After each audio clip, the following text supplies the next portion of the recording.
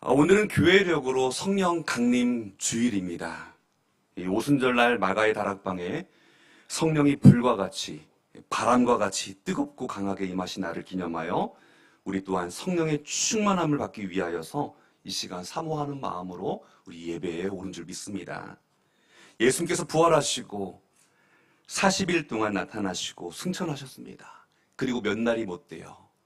열흘 뒤에 오순절 그 사건을 우리에게도 허락해 주십니다. 우리는 일평생 살아가면서 성령 세례와 또한 성령의 충만함을 우리 삶 가운데 누리기를 주의 이름 축복합니다. 우리 옆에 분을 보시면서 인사하실 때 성령 세례와 성령 충만함을 받으십시오. 인사하겠습니다.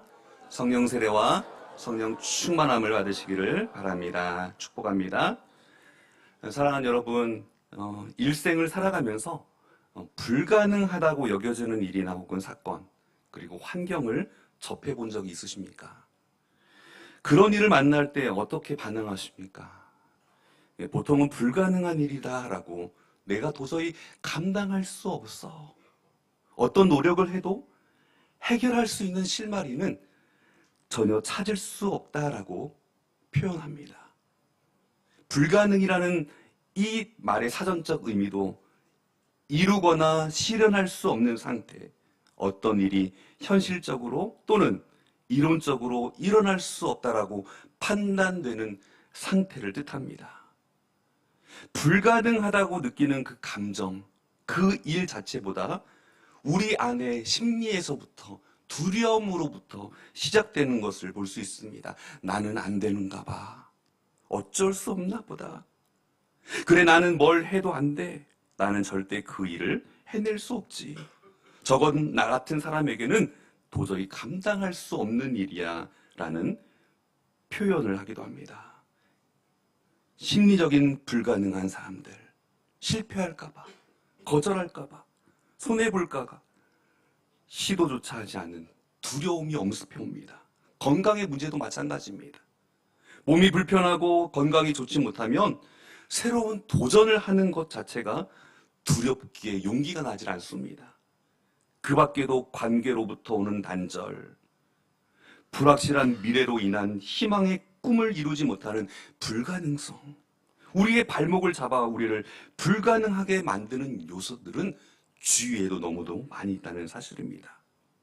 오늘 이 말씀을 통하여서 불가능성의 그 우상에 사로잡혀 있는 우리에게 불가능을 가능성으로 바꾸어 주시는 성령님의 능력을 의지하시는 여러분 모두가 되기를 주의 이름으로 축원을 드립니다.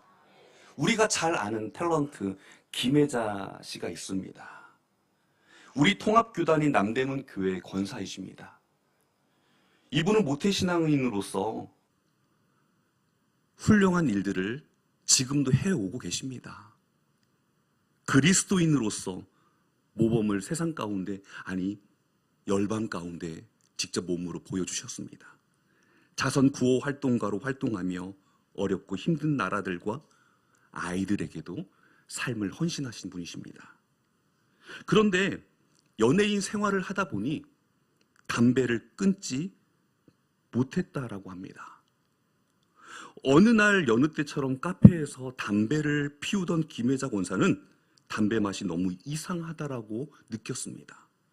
그래서 담배에 문제가 있나 싶어 다른 담배를 사서 피워봤는데 담배 맛이 쓰고 너무나 이상한 냄새가 나는 것이었습니다. 그러는 중에 마침 미국에 살고 있는 딸이 어머니에게 전화를 걸었습니다. 딸, 엄마 좀 이상해. 무슨 병에 걸렸나 봐. 엄마가 지금 담배를 피웠는데 담배 맛이 너무 이상해. 역한 냄새도 나고 담배가 너무 써서 못 피우겠어. 그때 전화기 너머 들리는 딸의 울음소리가 들리기 시작합니다. 김혜자 권사가 놀라서 왜 우느냐고 물었더니 지금 작정 새벽 기도하고 있는데 엄마를 위해 계속 기도했어요. 건강에도 안 좋으니 엄마 담배 끊게 해달라고 계속 작정 기도를 했었거든요. 하나님이 내 기도를 들어주셨어요. 그제서야 김혜자 권사도 그 연유를 알게 되었습니다. 그 이후로 30년 넘게 피워온 담배를 그 순간 끊을 수 있었다라고 간증합니다. 사랑하는 성도 여러분, 도박은 죽어서도 끊지 못한다라고 하지요. 끊을 수 없는 것이라 말합니다. 담배와 마약도 마찬가지입니다. 사람의 의지로, 사람의 힘으로, 사람의 능력으로 할 수 없는 일들조차도 내 주 하나님이 역사하시면 그 어떠한 것들도 해결해 주시고 그 문제를 능히 이길 수 있도록 함께하여 주신 줄 믿습니다. 이 놀라우신 하나님의 은혜를 우리가 믿음으로 고백하기를 바랍니다.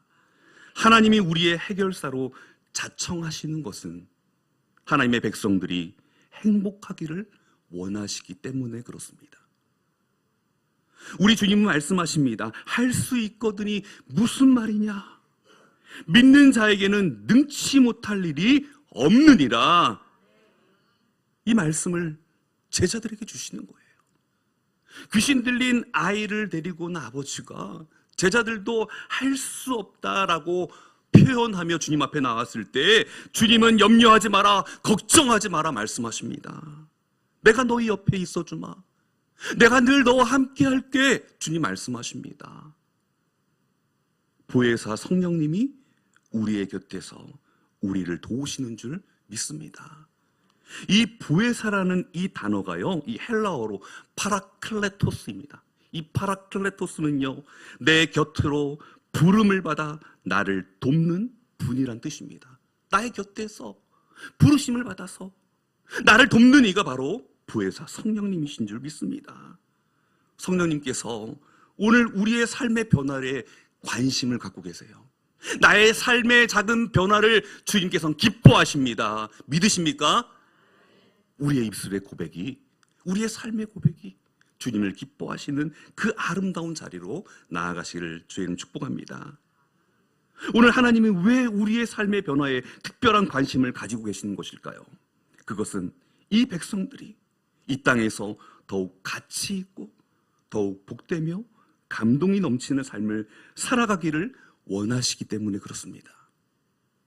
이것은 하나님께서 함께 하시는 그 증거입니다. 의사가 도무지 당신을 고칠 수 없습니다.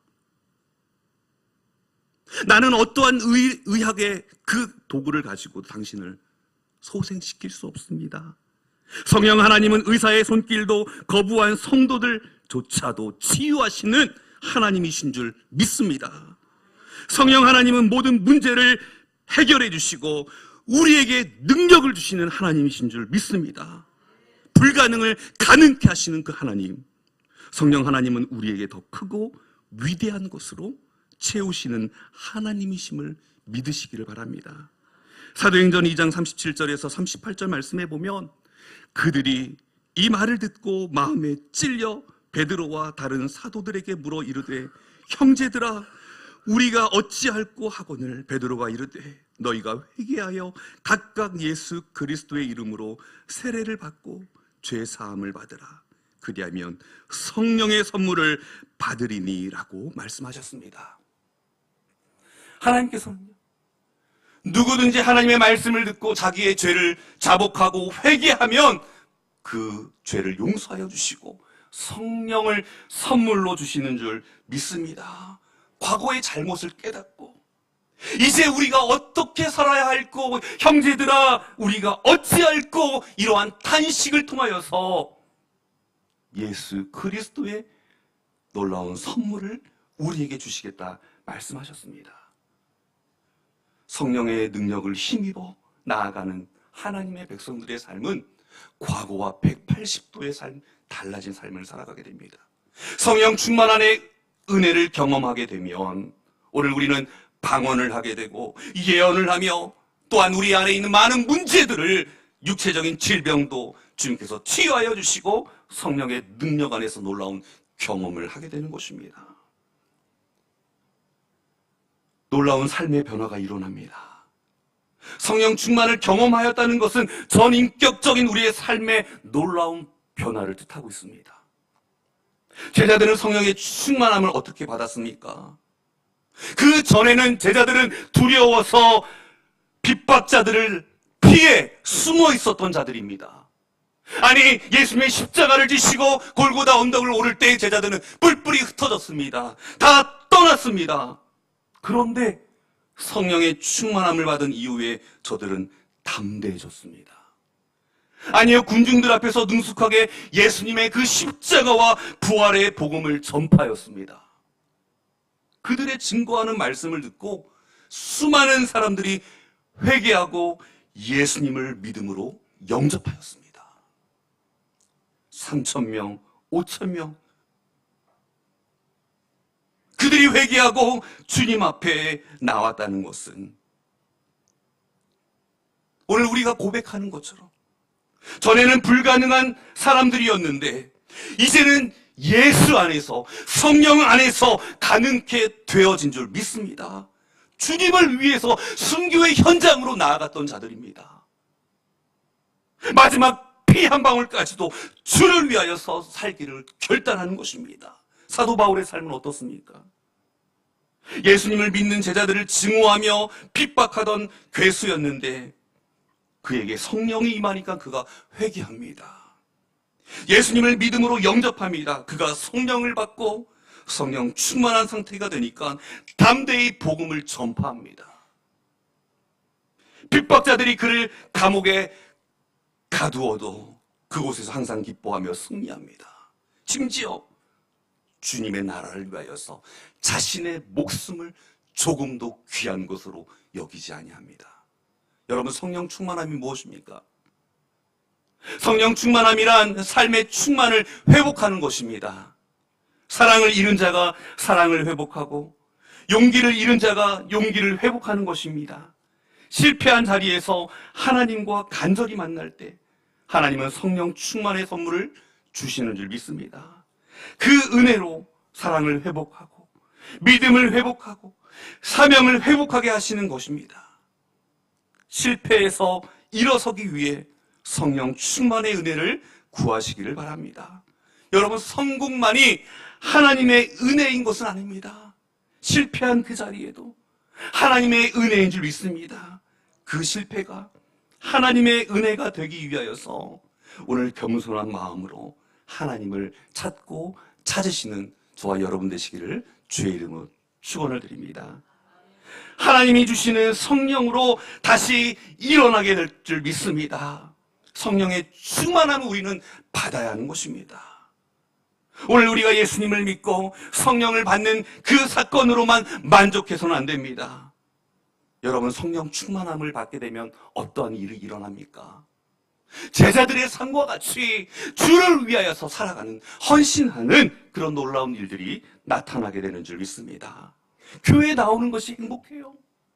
너무나 기쁜 거예요. 하나님 앞에 예배드려지는 이 시간, 찬송하는 것이 은혜가 되고 무릎 꿇고 기도할 때 하늘의 문이 열려지고 우리가 하나님 앞에 봉사할 때 주님의 그 은혜를 맛보게 되는 것입니다. 성령 충만함을 받는 우리 모두가 되기를 간절히 소망합니다. 주님을 뜨겁게 찬양하는 것, 주님을 기쁘시게 해드리는 삶, 하나님의 말씀을 통하여서 삶의 변화가 이루어지는 것, 그러한 삶의 자리가 바뀌어지는 것, 그것이 바로 성령 충만인 줄 믿습니다. 마가의 다락방에 모인 120명의 성도들은 성령 받기를 사모하며 모두가 다 합심하여 간절히 기도하였더니 성령을 충만히 받게 되었습니다. 예수님께서는 누가복음 11장 9절에서 13절을 말씀해 내가 또 너희에게 이르노니 구하라 그러면 너희에게 주실 것이요 찾으라 그러면 찾을 날 것이요 문을 두드리라 그러면 너희에게 열릴 것이니 구하는 이마다 받을 것이요 찾는 이는 찾아낼 것이요 두드리는 이에게는 열릴 것이니라. 너희 중에 아버지 된 자로서 누가 아들이 생선을 달라 하는데 생선 대신에 뱀을 주며 알을 달라 하는데 전갈을 주겠느냐? 너희가 악할지라도 좋은 것을 자식에게 줄 줄 알거든 하물며 너희 하늘 아버지께서 구하는 자에게 성령을 주시지 않겠느냐 하시니라 말씀하셨습니다. 저와 여러분이 하나님 앞에 간절히 성령을 사모하며 성령 충만함을 믿음으로 고백하며 나아가기를 간절히 소망합니다. 그럴 때 성령의 충만함을 주시는 줄 믿습니다. 이 성령 충만을 간절히 사모하고 기도함으로써 성령을 충만히 받고 기쁨과 즐거움과 감사가 넘치는 신앙생활을 하시기를 바랍니다. 우리의 성령의 능력을 받아 열심히 주님을 잘 섬기며 마귀의 모든 시험을 이기는 믿음의 승리자가 다 되시기를 주님의 이름으로 축원을 드립니다. 미국에서 살다가 온 목사님이 한국 교회에 한국 신자들에 대하여서 이렇게 말합니다. 현대 한국 교회 크리스천들에게는 세 가지밖에 모른다라고 합니다. 첫째는 하나님만, 두 번째는 자기 자신만, 세 번째는 돈만이랍니다. 그리스도인들은 하나님을 잘 섬깁니다. 새벽부터 나와서 기도하고 시작합니다. 그런데 문제는 자기 자신만, 자기 중심적인 삶을 살아갑니다. 다른 사람을 배려할 줄 모릅니다. 나 외에는 보이는 게 없습니다. 나에게 좋지 못하면 상대가 누구든지 등을 돌립니다. 한국 그리스도인들에게 있어서 돈이라는 것은 바로 하나님 다음 가는 것처럼 생각하는 것입니다. 성령의 은혜의 경험을 점점 상실해져가는 현대 한국교회를 향하여서 이 목사님이 잘 말씀하셨습니다. 우리가 앞에서 보았던 것처럼 초대교회의 성도들이 성령 충만함을 경험하였을 때 자신의 것을 자기 것이라고 이야기하지 않았습니다. 오히려 자기의 것을 가지고 구제에 힘썼습니다. 자신의 재산들을 서로 나누어 쓰고 어려운 사람들에게 거저 주었습니다. 일본의 유명한 신학자인 우츠무라 간조는 성령을 받지 못한 기독교인들처럼 불쌍한 사람은 없다라는 말을 하였습니다. 왜냐하면 그들은 세상의 것을 가지지도 못하였고 그렇다고 해서 하나님 나라의 것도 가지지 못하였기 때문이라고 말씀합니다. 세상에서 그리스도인들을 업신여겨도 그는 세상을 이길 힘이 없다는 것입니다. 자신을 깨끗하게 하기 위해, 성결하기 위해서 아무리 힘을 써도 그 삶은 결코 깨끗해질 수 없다는 것입니다. 오직 성령을 받아야 한다는 것입니다. 그렇지 아니하면 불신자들보다도 더 못된 사람이 될 것이라고 그는 말씀합니다. 우찌무라 간조는 그리스도인다운 삶을 살아가기를 원한다면 반드시 성령을 받아야 될 것을 우리에게도 권면하고 있습니다. 예수님을 잘 믿습니다. 천국도 믿습니다. 그리고 그리스도인이 되었습니다. 그런데 현재 삶 속에 성령을 받지 못하고 살아가는 기독교인들이 너무나 많다는 것입니다. 사랑하는 성도님 여러분, 우리 안에 성령님이 계십니까? 저와 여러분은 성령님과 영원히 함께 살아가야 될 줄 믿습니다. 오늘 본문 말씀의 9절 말씀입니다. 만일 너희 속에 하나님의 영이 거하시면 너희가 육신에 있지 아니하고 영에 있나니 누구든지 그리스도의 영이 없으면 그리스도의 사람이 아니라고 말씀하셨습니다. 오늘 본문 말씀 13절 14절 말씀에도 너희가 육신대로 살면 반드시 죽을 것이로되 영으로서 몸의 행실을 죽이면 살리니 무릇 하나님의 영으로 인도함을 받는 사람은 곧 하나님의 아들이라. 아멘. 우리가 신앙생활 10년, 20년, 30년 아니요 장로가 되고 집사가 되고 권사가 되고 목사가 되어도 우리 안에 성령이 내주하시지 아니하신다면 진정한 그리스도인의 삶을 살아가지 못하는 것입니다. 우리가 예수님을 믿은 그 횟수를 자랑하는 것이 아니라 오늘 하나님의 영 곧 성령으로 인도함을 받아야 한다라고 성경은 증거하고 있습니다. 어떤 한 청년이 교회에 와서 신앙생활을 열심히 하였습니다. 그리고 오랜 시간이 되어서 그가 세례를 받게 되었습니다. 우리 장로교에서는요, 세례를 머리에 물을 얹고 안수하여 간단히 세례를 베풉니다. 그런데 침례교에서는요, 이 탕 안에 사람을 온몸을 잠깁니다. 머리까지 잠근다는 거예요. 그래서 침례는 그 탕이 그곳에 들어가야지만 세례를 베풀 수가 있는 것입니다. 그런데 이 청년이 이제 침례를 받아야 됩니다. 물속에 잠겨야 됩니다. 그래야지 이제 침례, 곧 세례를 받을 수가 있습니다. 그런데 몸부림을 치는 거예요. 한사코 지금 침례를 인도하는 목사님이 그게 침례를 베풀어야 되는데 그의 동작이 다른 사람들과는 확연하게 다릅니다. 다른 사람들은요, 겸허한 마음으로, 기도하는 마음으로 물속으로 들어갑니다. 근데 이 청년은요, 오른손을 번쩍 들고 몸부림을 치는 거예요. 나중에 그 이유를 물으니까 그 청년이 이렇게 고백을 하였습니다. 저는 소매치기를 해서 먹고 사는 사람입니다.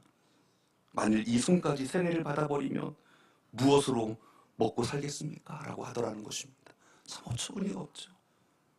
사랑하는 성도 여러분, 물 세례가 사람을 거룩해 하고 성결하게 만드는 것이 아닙니다. 이 물 세례를 통하여서 내가 주님의 가족의 일원이 되고 공동체 가운데 하나님의 백성임을 증언하는 선포한 예식인 것입니다.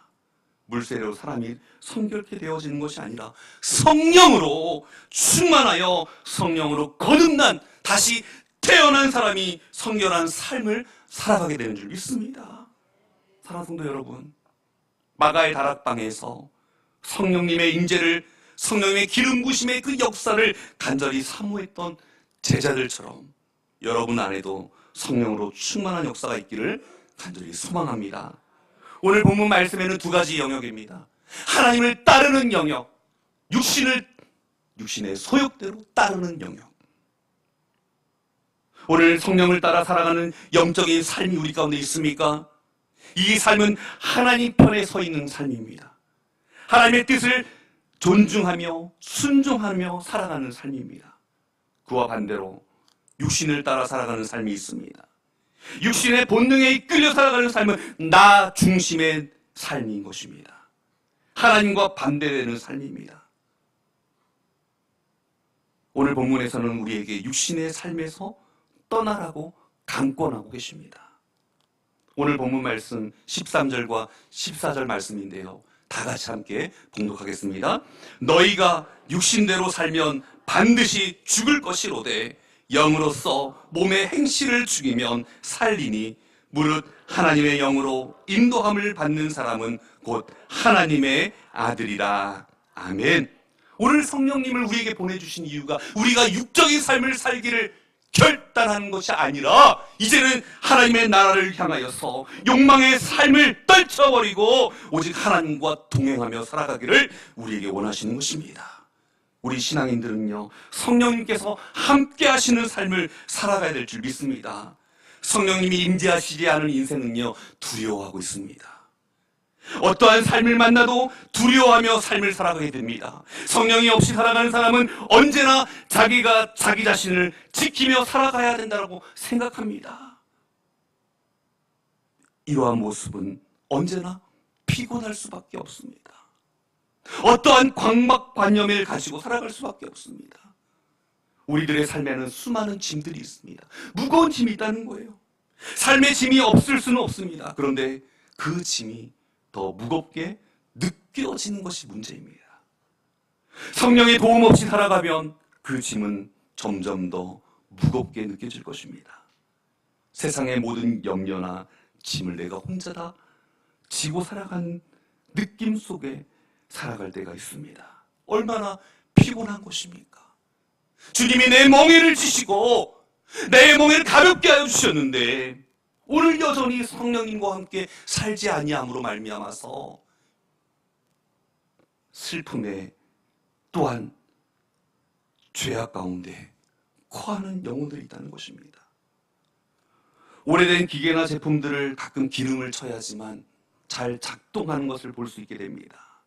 기름을 치지 아니하면 빡빡하고 힘들게 돌아 결국 고장나서 버리게 되는 경우도 있습니다. 이와 마찬가지입니다. 성령이 함께하는 삶이란 성령의 기름 부으심을 통하여서 하나님의 은혜를 깨닫게 되어지고 우리의 삶의 자세가 달라지고 우리의 삶의 모습이 기쁨과 행복을 향하여서 달려 나아가는 삶이 된 줄 믿습니다. 영국의 목회자인 스펄전 목사님은 성령과 함께하지 않는 사람은 동력이 끊어진 방앗간이다라고 했습니다. 그렇습니다. 성령 충만함을 받지 못하면 혼자서 애쓰고 수고하고 노력하여도 결국 지치고 말게 되는 것입니다. 마치 그것은 자전거를 타고 오르막길을 오르는 것과 같다고 합니다. 그러나 자동차를 탄 사람은요, 오르막을 가든 내리막을 내리가든 상관없습니다. 어디를 가든 상관없는 것입니다. 마찬가지로 성령 충만함을 받은 사람은 자동차를 탄 사람과 같이 지치지가 않습니다. 왜냐하면 성령의 능력을 힘입고 살아가기 때문에 그렇습니다. 원하건대 저와 여러분은 성령의 권능을 의지하시기를 주님 축복합니다. 여러분, 성령 충만함을 받기를 원하십니까? 성령의 충만함을 받고 능력받고 하나님의 귀한 이 사역을 감당하기를 원하십니까? 오늘 믿음의 사람들의 삶이 왜 피곤합니까? 왜 좌절된 삶 가운데 살아갑니까? 우리의 삶에 늘 피곤한 거예요. 열정도 남다르고 매사를 내가 해결하려고 몸부림을 치고 살아가지만 피곤한 거예요. 에너지 드링크를 마시고 피로회복제를 마시고 공진당을 먹어도 피곤하다는 거예요. 여러분 놀라지 마십시오. 에너지 드링크가요, 연간 한 해 2억 병 이상씩 팔린다고 합니다. 청소년들, 어른들, 그 2억 병이 넘는 5천만 인구 넘는 인구가 4병씩 마신다고 해도요, 어마어마하게 많은 양입니다. 성령이 없이 살아가는 삶은 자신도 모르는 사이에 더 빨리 힘이 소진되고 더 피곤한 삶이 되고 말 것입니다. 오늘 그렇다고 해서 우리의 몸만 피곤합니까? 아닙니다. 정신도 피곤하고 우리의 신앙도 피곤해질 것입니다. 사랑하는 성도님 여러분, 성령님께서 우리와 함께 하심을 우리가 어떻게 고백합니까? 오늘 우리의 삶의 자리를 회복해 하여 주시기 위해서 성령을 보내주신 줄 믿습니다. 다윗은요, 성령님이 자신에게 있지 아니하는 것을 바라보면서 가장 끔찍하고 무서운 삶이 바로 성령님이 떠나시는 삶이라고 고백하였습니다. 가장 두려워해야죠. 성령님이 없는 삶이 얼마나 비참한 인생인지요. 시편 51편 11절 말씀에 보면 나를 주 앞에서 쫓아내지 마시며 주의 성령을 내게서 거두지 마소서. 오늘 이 말씀을 다윗은 눈물로 회개합니다. 밧세바를 범한 이후에 자신의 죄를 회개하면서 쓴 시입니다. 성령이 떠난 사람의 삶이 얼마나 비참하고 얼마나 피곤한지 다윗은 너무나 잘 알고 있습니다. 사랑하는 성도님 여러분, 오늘 우리 모두가 성령의 충만함을 받으시기를 간절히 소망합니다. 성령으로 충만한 삶을 구하고 그 영적인 삶을 따라 살아가시기를 간절히 소망합니다. 그 삶이 우리에게 얼마나 귀하고 아름다운 것들을 제공하는지 오늘 우리는 깨닫게 될 것입니다. 성령으로 충만한 은혜가 저와 여러분의 삶 가운데 임하시기를 주의 이름으로 축원을 드립니다. 기도하겠습니다.